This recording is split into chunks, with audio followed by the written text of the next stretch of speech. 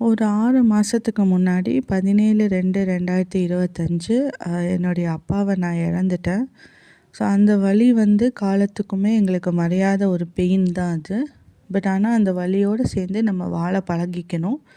அவங்க சொல்லிக் கொடுத்த எல்லா நல்ல விஷயங்களுடைய வழியில் நம்ம வந்து வாழ்கிறது தான் வந்து அவங்களுக்கு நம்ம செய்கிற பெருமை. ஸோ எங்கள் அப்பாவோட பொண்ணு நான் அப்படி சொல்கிறதுல எனக்கு ரொம்பவே ப்ரௌடு.